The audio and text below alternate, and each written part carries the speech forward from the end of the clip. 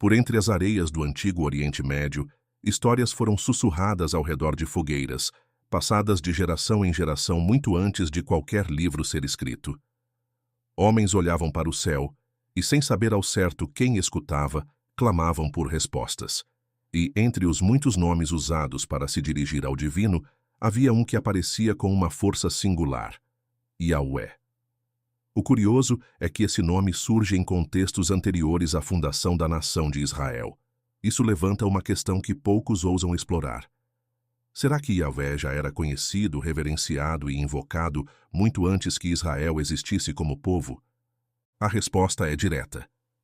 Sim, há indícios fortes, tanto bíblicos quanto históricos, de que Yahvé era reconhecido como uma divindade ativa, pessoal e poderosa, por pessoas de fora da linhagem israelita, muito antes que Moisés ou os profetas levantassem sua voz em nome dele. Essa descoberta muda a forma como compreendemos a atuação de Deus na história humana.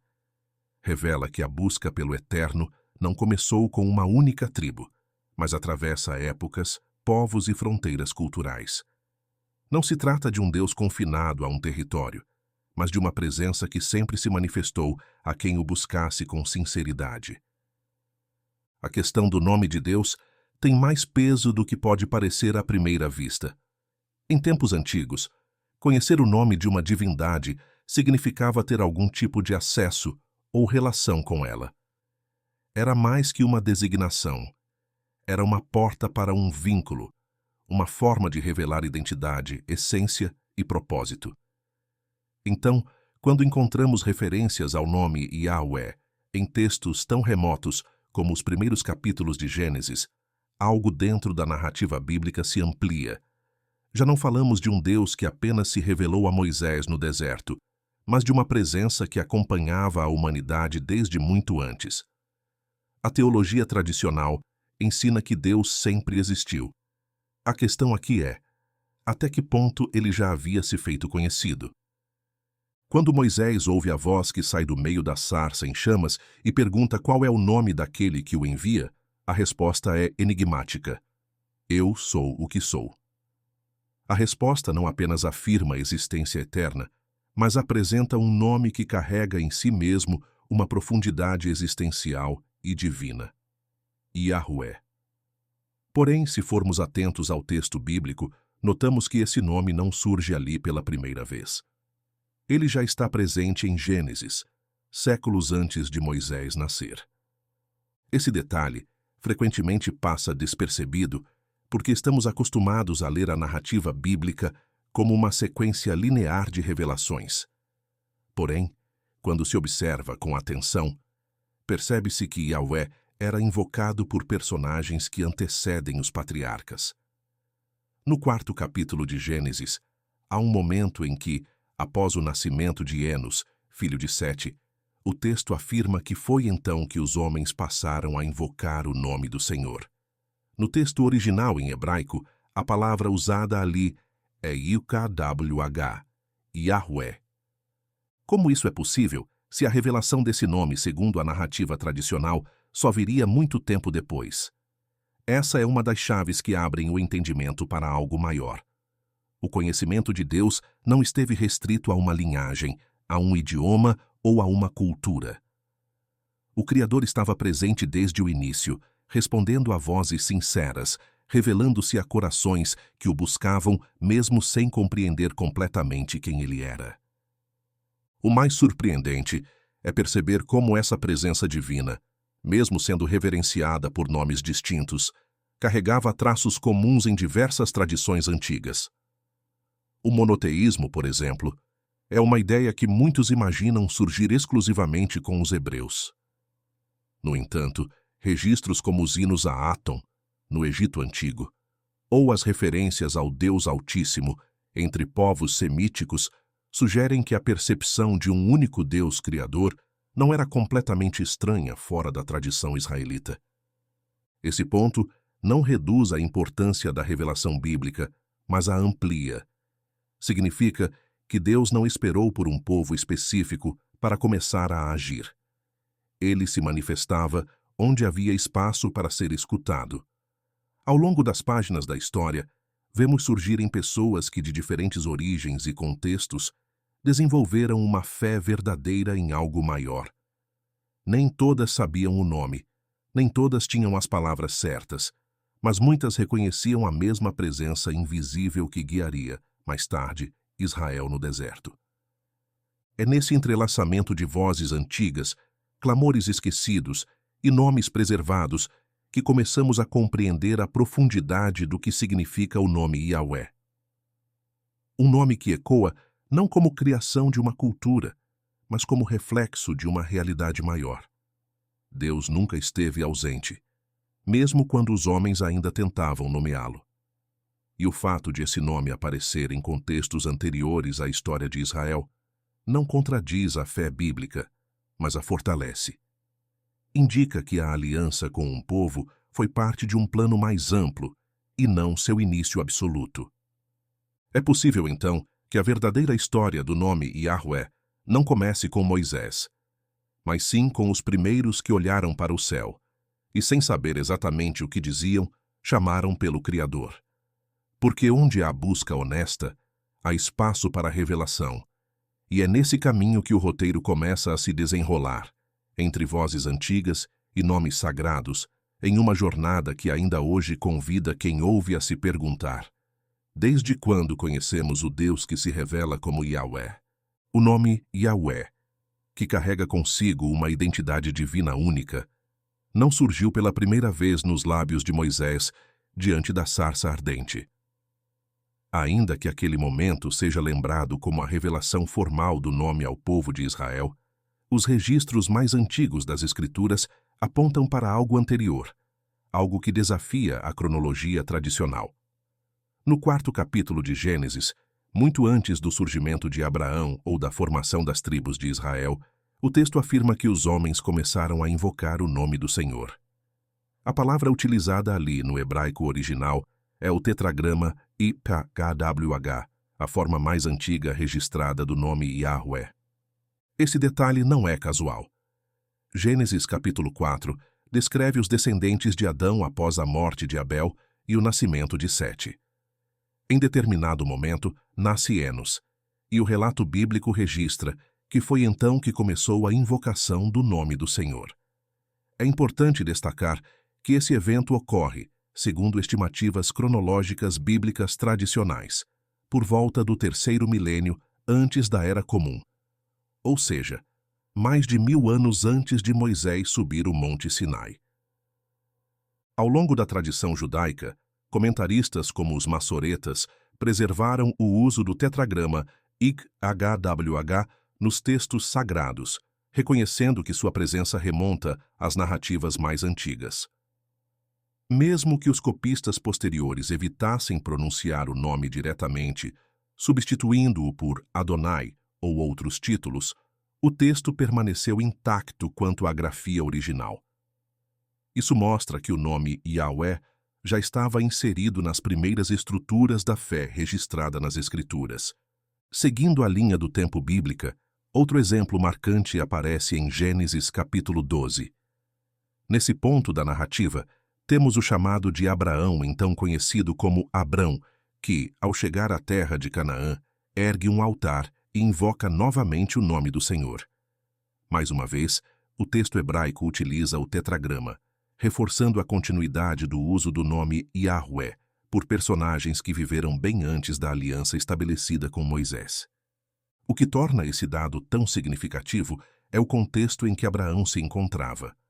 Ele havia deixado Harã, uma cidade da Mesopotâmia, por volta do século XIX antes da Era Comum, guiado por uma promessa de que seria pai de uma grande nação.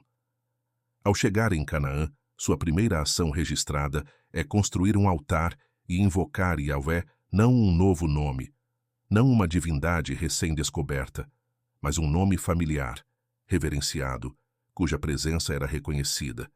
Isso aponta para uma tradição anterior, herdada, talvez passada oralmente, mas já existente. Em uma leitura atenta da estrutura narrativa dos primeiros capítulos de Gênesis, torna-se evidente que Yahweh não foi introduzido de maneira abrupta. Sua menção é recorrente, associada à criação, à relação com os primeiros seres humanos e à condução das gerações que vieram depois. Não se trata de um conceito teológico inserido tardiamente, mas de uma identidade divina enraizada desde os primeiros registros da fé bíblica. Mesmo que o entendimento pleno de quem era Yahvé se desenvolvesse ao longo do tempo, sua presença como figura central já era estabelecida. Essa observação levanta uma possibilidade interessante. O conhecimento do nome Yahvé pode ter sido transmitido por meio de linhagens espirituais que resistiram à corrupção generalizada do mundo antigo. Em um cenário onde a idolatria crescia e os deuses regionais tomavam forma, ainda havia homens e mulheres que guardavam o conhecimento de um Deus único, pessoal e eterno. Isso explica por que figuras como Abraão, mesmo fora do ambiente israelita institucionalizado, tinham familiaridade com esse nome. Ele não estava descobrindo Yahvé, mas reencontrando um nome que provavelmente fazia parte de sua herança espiritual. No contexto histórico do Antigo Oriente Próximo, onde as divindades locais recebiam nomes ligados a funções naturais, tribais ou territoriais, o nome Yahvé se destaca. Não era associado ao sol, à chuva, à fertilidade ou à guerra, como era comum nos panteões mesopotâmicos ou cananeus. Yahvé era um nome que falava de existência em si, de um ser absoluto, presente antes de tudo e além de tudo.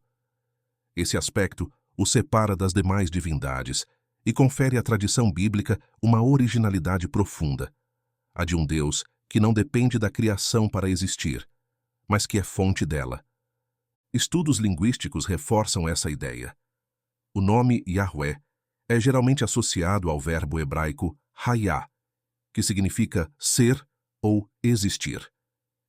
Isso dá suporte ao significado apresentado em Êxodo: eu sou o que sou. Mas se esse entendimento já estava presente nas eras patriarcais, então a revelação a Moisés foi menos uma introdução e mais uma confirmação, um lembrete poderoso de algo que já estava sendo sussurrado nas gerações anteriores. Diante dessas evidências, é possível afirmar que o uso do nome Yahvé antes de Moisés não foi um erro de anacronismo literário, mas sim um testemunho da continuidade da revelação.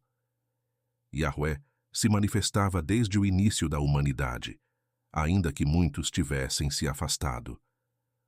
O surgimento da nação de Israel, então, não marca o ponto inicial da adoração verdadeira, mas sim o estabelecimento de uma aliança visível com um povo que, naquele momento da história, estava pronto para carregar esse nome entre as nações.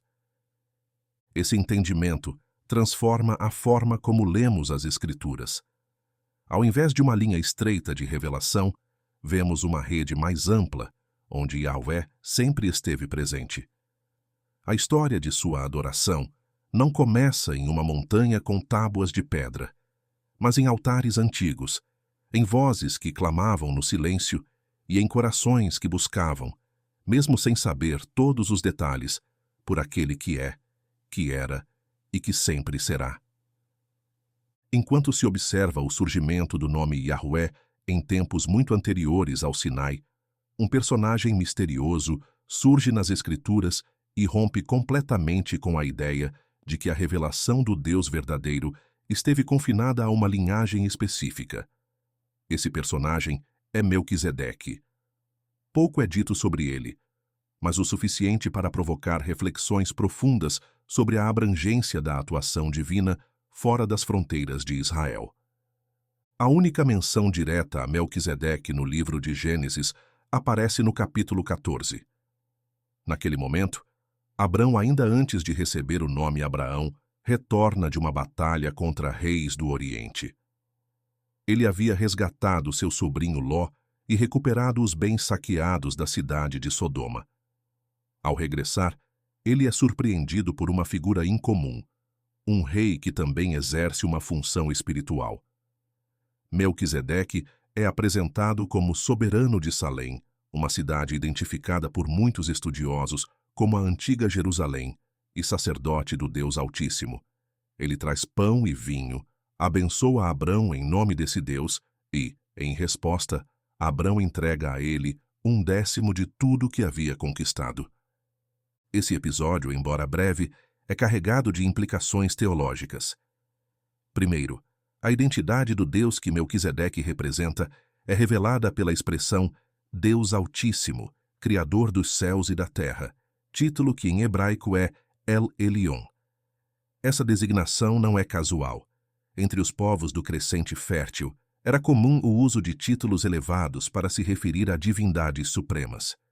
No entanto, o modo como Melquisedeque se relaciona com esse Deus e como Abrão responde à sua bênção indica que não estamos diante de um culto estrangeiro irreconciliável com a fé bíblica. Pelo contrário, há uma continuidade clara entre o Deus de Melquisedeque e o Deus de Abrão.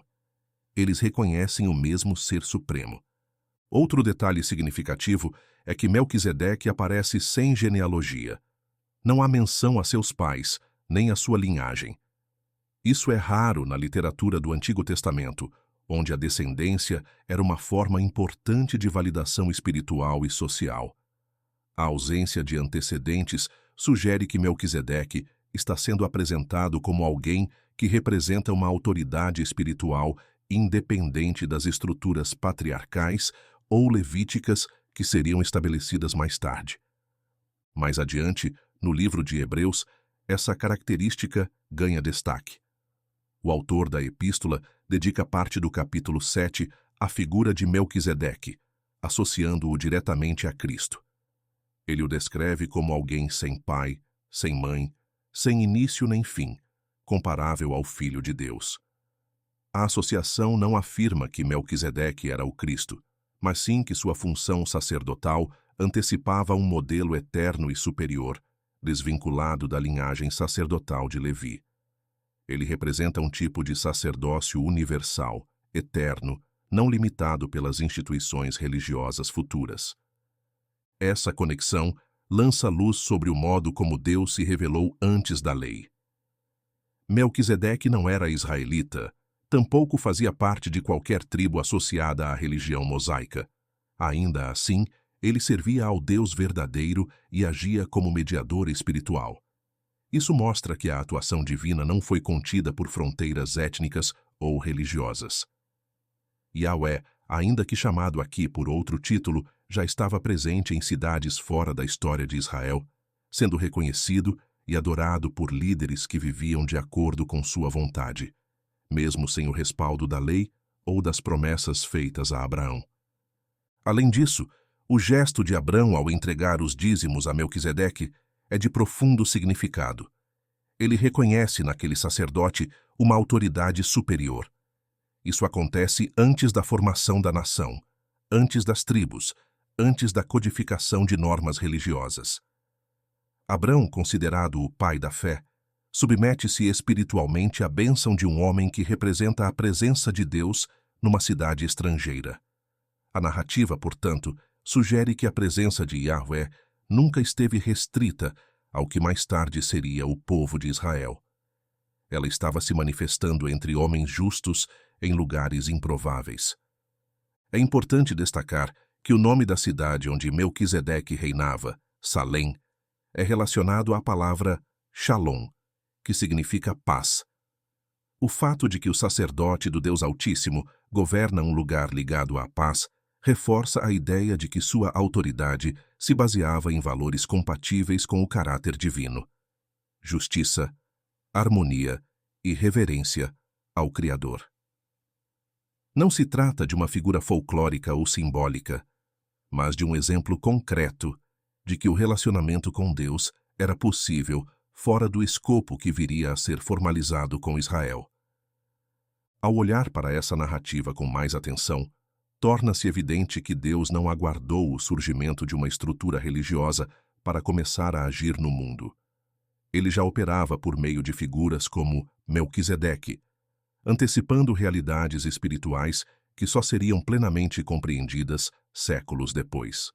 A fé que se expressa por meio desse sacerdote misterioso é uma demonstração de que o conhecimento de Deus não foi privilégio de um grupo exclusivo, mas parte de uma revelação ampla, progressiva e acessível àqueles que viviam com retidão e temor. Esse entendimento não apenas expande a percepção do alcance de Yahweh na história, como também estabelece um padrão teológico que ressurge mais tarde na figura de Jesus, cuja missão igualmente transcende limites tribais, culturais e religiosos. A presença de Melquisedeque nas Escrituras funciona, assim, como um lembrete de que o verdadeiro sacerdócio não é uma função herdada por sangue, mas reconhecida pela comunhão com o Deus eterno, que sempre falou àqueles que o buscavam com sinceridade, mesmo quando o mundo ainda não sabia como chamá-lo. A presença de Melquisedeque demonstra que a relação com o Deus verdadeiro não estava limitada à descendência de Abraão.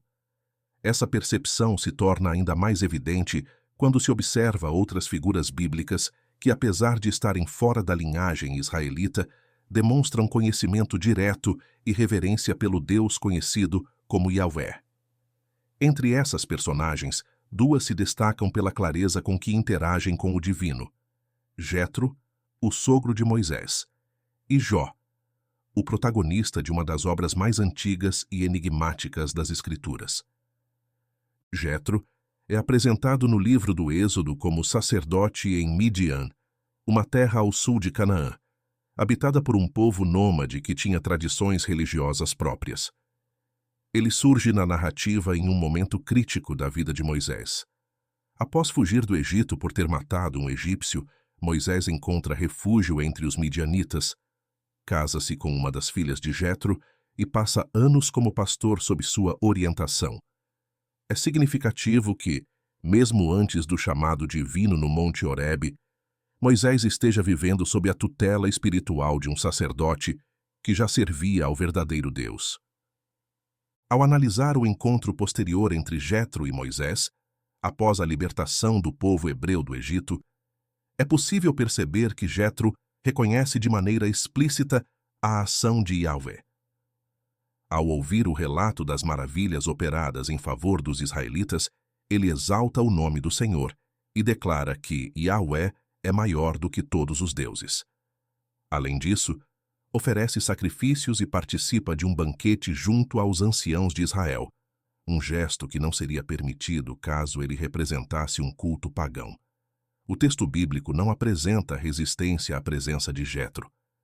Pelo contrário, sua figura é recebida com respeito e sua sabedoria é valorizada, a ponto de ele aconselhar Moisés na organização do povo, sugerindo a criação de líderes auxiliares para julgar as questões menores.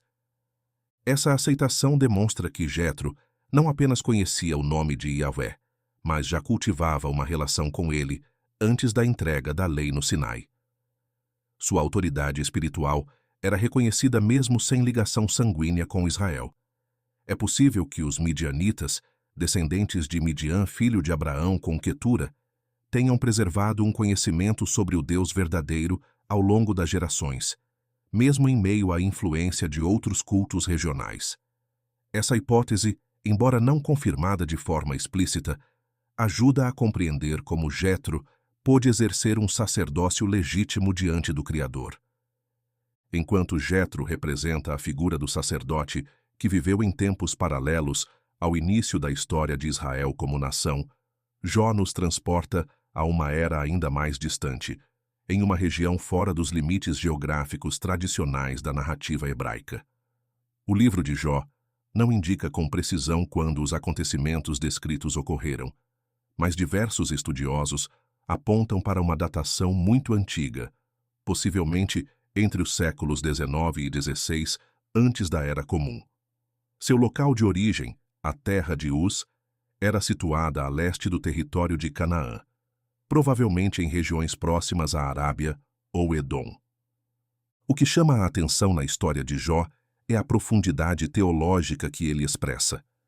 Mesmo sem fazer parte do povo escolhido, ele demonstra uma compreensão elevada da justiça divina, da soberania de Deus e da fragilidade humana diante do sofrimento. Em vários momentos, ele se refere ao Senhor pelo nome Yahweh, o que reforça sua conexão com o mesmo Deus, revelado posteriormente a Moisés. Ainda mais surpreendente é o fato de que essa relação com o divino se dá em um contexto de dor, perda e silêncio, o que mostra uma fé não baseada em recompensas imediatas, mas em convicções profundas. Jó não está sozinho em sua busca por respostas. Seus amigos também não israelitas discutem temas como culpa, misericórdia e arrependimento, demonstrando que ideias sobre o caráter de Deus circulavam fora dos círculos israelitas. A teologia apresentada no livro é rica, questionadora e densa, algo que dificilmente teria se desenvolvido em um vácuo espiritual. A experiência de Jó revela que, em tempos antigos, mesmo fora da estrutura levítica, já havia comunidades onde Deus era conhecido, invocado e respeitado. É importante observar que o livro não retrata Jó como alguém que descobre Deus ao longo da narrativa. Desde o início, ele é descrito como íntegro, reto e temente ao Senhor. Sua relação com o Criador é estabelecida antes das calamidades que enfrenta, o que reforça a ideia de que sua espiritualidade não é circunstancial, mas fruto de uma trajetória pessoal e consolidada. Jó oferece sacrifícios, ora por seus filhos, intercede pelos amigos. Ele compreende, mesmo sem o respaldo de uma revelação escrita, que o relacionamento com Deus exige reverência, integridade e confiança. O testemunho de Jó também aponta para um conhecimento profético. Em determinado ponto de sua angústia, ele declara que sabe que seu Redentor vive e que, no fim, se levantará sobre a terra. Essa afirmação revela uma visão que ultrapassa os limites da sua geração e antecipa conceitos que seriam revelados séculos depois.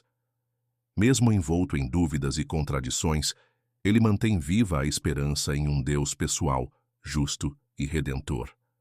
Tanto Jetro quanto Jó nos mostram que o conhecimento de Yahvé não foi restrito a um único povo ou região.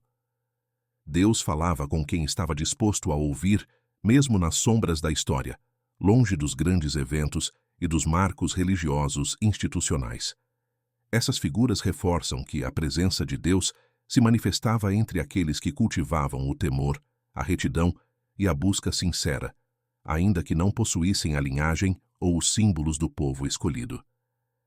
A presença de Jetro e Jó nas Escrituras já amplia a visão sobre o alcance da revelação divina muito antes da estrutura religiosa de Israel se consolidar. Mas há um personagem cuja história traz ainda mais complexidade a esse panorama. Seu nome é Balaão, um vidente estrangeiro cuja interação com o Deus de Israel é direta, constante e, de certo modo, desconcertante. Seu papel, embora cercado de controvérsias, oferece uma das evidências mais nítidas de que a voz de Yahvé ressoava para além das fronteiras do povo hebreu. O cenário em que Balaão aparece é descrito no livro de Números. Israel já havia saído do Egito e avançava rumo à terra prometida. Durante esse trajeto, a aproximação do povo causava temor entre as nações vizinhas. O rei de Moabe, Balaque, sentindo-se ameaçado, decide buscar ajuda espiritual para enfraquecer os israelitas. Ele envia mensageiros ao encontro de Balaão, um homem conhecido por seu dom de abençoar e amaldiçoar com eficácia. O detalhe curioso é que Balaão vivia em Petor, uma cidade nas margens do rio Eufrates, localizada em região que corresponde à atual Síria ou norte do Iraque, bem longe do território israelita. Ao receber os emissários, Balaão não toma uma decisão imediata. Em vez disso, consulta o Senhor. O texto relata que Deus veio a Balaão e falou com ele. Essa expressão é usada em outras partes das Escrituras quando se descreve a comunicação com profetas como Samuel ou Elias. Não há qualquer indicação de que Balaão estivesse alucinando ou se comunicando com um Deus estranho. A linguagem empregada mostra que ele reconhecia a voz de Yahvé e estava habituado a ouvi-la. A surpresa do leitor moderno surge então ao perceber que um homem fora do povo da aliança recebia instruções diretas do mesmo Deus que guiava Moisés. O diálogo entre Balaão e Yahvé se repete em diversas ocasiões. Deus o instrui a não amaldiçoar Israel, pois aquele povo havia sido abençoado. Balaão, mesmo diante de promessas de recompensa e prestígio, obedece à ordem divina. Quando finalmente parte rumo a Moabe, é novamente advertido de que só poderá dizer aquilo que o Senhor lhe permitir. O conteúdo das mensagens que Balaão pronuncia é revelador. Em vez de lançar maldições, ele profere bênçãos sobre Israel, exaltando o poder de Yahvé, reconhecendo sua singularidade entre os deuses, e até mesmo proferindo uma visão messiânica, ao afirmar que uma estrela surgirá de Jacó. Esse episódio revela que a influência de Yahvé não estava limitada à geografia ou à linhagem. Ele se comunicava com quem desejava, inclusive com aqueles que não estavam vinculados formalmente à história de Israel. Balaão, ainda que não seja um modelo de fidelidade, funcionava como canal de comunicação legítimo. Isso reforça a ideia de que o relacionamento com o Criador transcende estruturas religiosas e é acessível a quem se dispõe a escutá-lo, mesmo que os motivos não sejam completamente puros. A complexidade da figura de Balaão também reside na sua ambiguidade moral. Embora obedeça à voz divina em determinados momentos, posteriormente ele é lembrado negativamente em outros textos. O livro de Números sugere que ele induziu os moabitas a seduzirem os israelitas, levando-os à idolatria. O Novo Testamento retoma essa acusação, denunciando sua ganância e falta de integridade. No entanto, mesmo com essas falhas, o fato permanece. Deus escolheu falar com ele. A revelação não foi condicionada à perfeição, mas sim à soberania divina. Essa realidade lança luz sobre um princípio que perpassa toda a narrativa bíblica. Deus se revela quando e como quiser, independentemente das categorias humanas. Ele não está sujeito às instituições, e sua voz pode alcançar até mesmo aqueles que estão em rota de colisão com seus propósitos. A história de Balaão desconstrói a ideia de que o contato com o divino está restrito a ambientes considerados puros ou sagrados. Pelo contrário, mostra que a verdade pode emergir em meio ao conflito, ao interesse pessoal e à tensão entre o desejo humano e a vontade de Deus. Um detalhe relevante na história é que Balaão, ao contrário do que muitos esperariam de alguém externo à fé israelita, conhece o nome Yahvé e o utiliza ao falar com o rei Balaque. Ele não recorre a títulos genéricos ou a outros deuses regionais. Seu vocabulário e sua postura indicam que ele reconhecia não apenas um ser superior, mas o próprio Deus que conduzia Israel. O uso do nome sagrado não é tratado como usurpação ou blasfêmia, mas como evidência de que esse nome já era conhecido, temido e respeitado em regiões bem além das fronteiras de Canaã. Ainda mais intrigante é o conteúdo das profecias que Balaão entrega. Em uma delas, ele afirma que vê, mas não de perto, contempla, mas não imediatamente, e então anuncia a vinda de uma estrela e de um cetro que surgirão de Israel. Essa declaração é considerada por muitos intérpretes como uma referência profética à vinda de um rei messiânico. O fato de essa visão vir de alguém fora do povo da promessa reforça a ideia de que a esperança messiânica já estava sendo semeada entre as nações. Deus estava revelando partes de seu plano a indivíduos diversos, espalhados geograficamente e desconectados da linha oficial da revelação escrita. A trajetória de Balaão, portanto, não é apenas a de um homem que ouviu a Deus. É a história de como a revelação podia alcançar os mais improváveis, mesmo em contextos hostis. Yahvé falava além dos limites conhecidos, e mesmo quando suas palavras eram pronunciadas por lábios inconsistentes, seu propósito prevalecia. Não era a reputação do mensageiro que validava a mensagem, mas a fidelidade do Deus que falava. A maneira como Balaão se torna porta-voz de declarações divinas, mesmo sem estar alinhado ao propósito espiritual do povo de Israel, amplia significativamente a compreensão sobre o alcance da voz de Deus no mundo antigo. Ele não era um exemplo de retidão, nem símbolo de aliança, mas ainda assim teve acesso a verdades que ultrapassavam seu tempo. Isso nos obriga a revisitar a ideia de que o relacionamento com Yahweh se limitava a uma nação específica.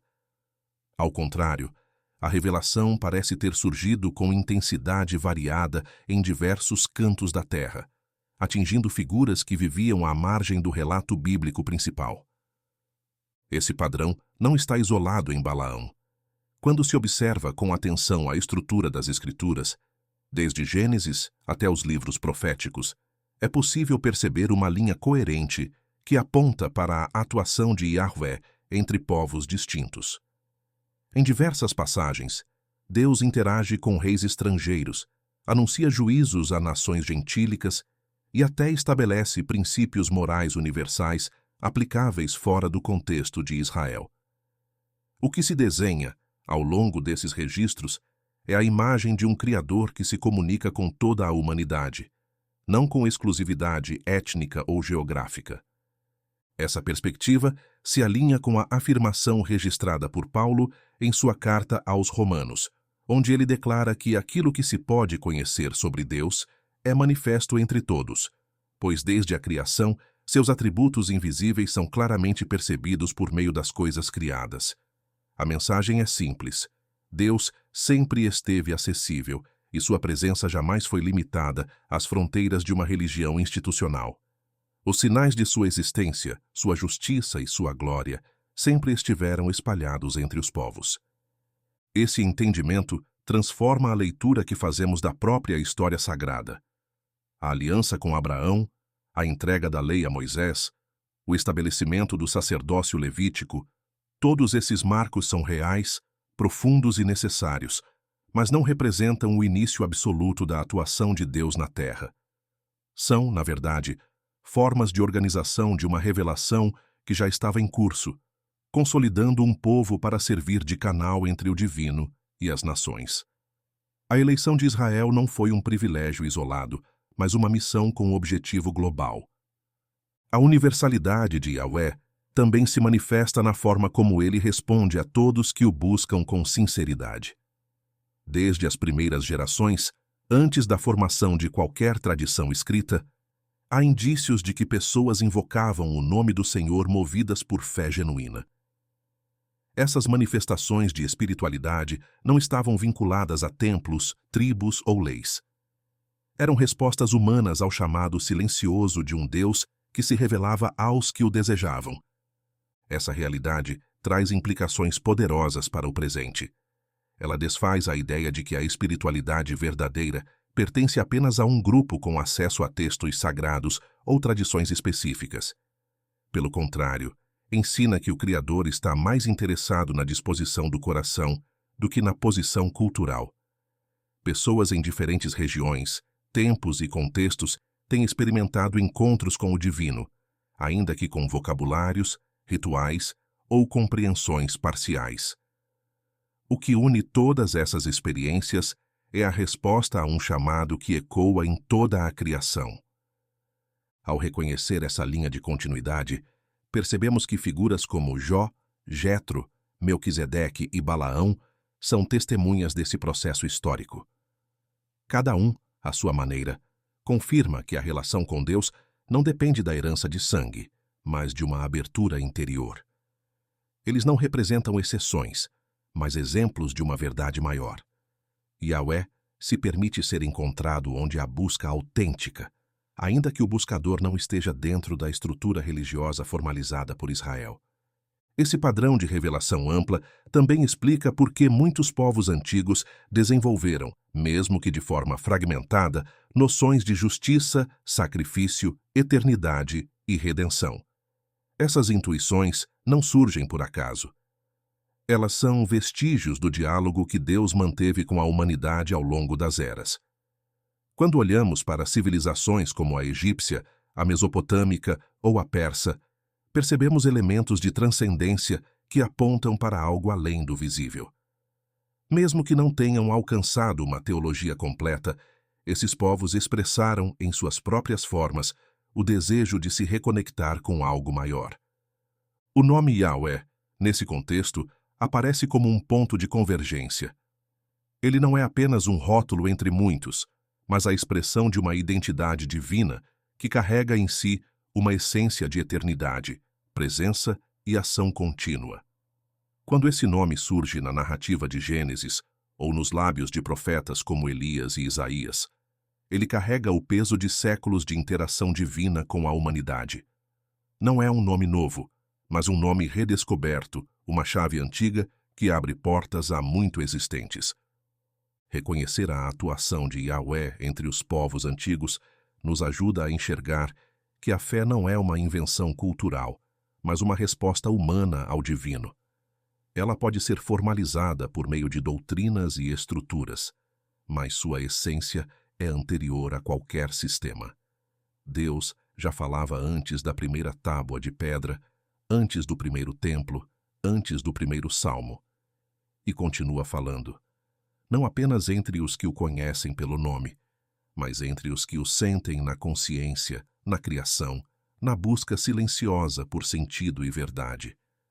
Esse olhar mais amplo resgata a dignidade espiritual de pessoas esquecidas pela narrativa tradicional. Nos lembra que Deus não esteve ausente enquanto nações se formavam, reis subiam ao poder ou impérios ruíam. Ele sempre esteve presente, oferecendo orientação a quem estivesse disposto a ouvir. E mesmo quando os homens o ignoravam, seu chamado persistia. Porque o propósito de Yahweh sempre foi maior do que uma cultura ou território. Ele continua sendo aquele que se deixa conhecer por todos os que o buscam com sinceridade. A amplitude com que Yahweh se manifesta nas páginas das Escrituras não pode ser ignorada. A sucessão de testemunhos vindos de terras distantes, personagens não israelitas e culturas paralelas à tradição hebraica revela algo que vai além da religião formal. A presença de um Deus que se fez conhecido antes mesmo da formalização de qualquer sistema de crença. Cada exemplo trazido ao longo dessa trajetória, desde os clamores registrados em Gênesis até os oráculos proclamados por Balaão, aponta para um Criador que nunca esteve em silêncio, nem ausente da história humana. Essa constatação não reduz a importância do papel de Israel como povo escolhido. Pelo contrário, amplia o alcance de sua missão. A aliança feita com Abraão, a entrega da lei no Sinai e o chamado profético que atravessou séculos têm como pano de fundo o desejo divino de alcançar todas as nações. O que se vê, então, é um processo contínuo. Deus organizando, orientando e convocando um povo, não para monopolizar a revelação, mas para se tornar luz entre os demais. Esse processo não começou com Moisés, nem com os profetas. Já se podia discernir suas raízes em homens que não possuíam as promessas, mas mantinham a reverência. Homens como Jó, que mesmo fora da linha direta da promessa, possuía discernimento espiritual profundo. Sacerdotes como Melquisedeque, que agiam como representantes legítimos do Deus verdadeiro. Líderes como Jetro, cuja fé era reconhecida sem reservas. Profetas como Balaão, que mesmo sob motivações duvidosas, ouviram e transmitiram palavras que marcaram gerações. Todos eles são peças que compõem o mosaico mais amplo da atuação divina entre os povos. Essa narrativa nos convida a olhar para a espiritualidade sob uma nova ótica.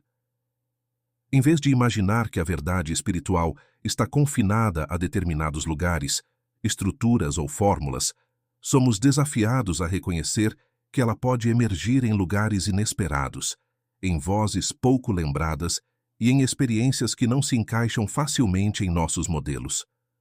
A história de Yahweh é mais vasta do que a memória de um povo. Ela é o fio invisível que entrelaça as buscas humanas mais antigas com a revelação mais profunda. Onde houve um coração sincero, houve também uma chance de resposta divina. Em muitos momentos, esse reconhecimento foi sufocado por sistemas religiosos que confundiram autoridade com exclusividade. Mas o próprio Deus, ao longo das Escrituras, demonstra que ele mesmo sempre esteve além das limitações culturais e institucionais. O critério que ele utiliza não é a filiação sanguínea, mas a disposição interior. Ele se fez ouvir por pastores em regiões esquecidas, reis em tronos distantes, mulheres em tendas, estrangeiros em caminhos obscuros. Em cada canto da história, sua presença pode ser rastreada. Essa percepção muda a forma como se interpreta a caminhada da fé. Ela não se limita a fórmulas, mas se abre à escuta. A pergunta não é quem pode encontrar a Deus, mas quem está disposto a responder quando ele se revela. E a revelação, como vimos, não respeita fronteiras desenhadas pelos homens. Ela atravessa idiomas, culturas, histórias de vida, buscando espaço em consciências que ainda não foram moldadas por dogmas, mas que reconhecem instintivamente o eco da verdade.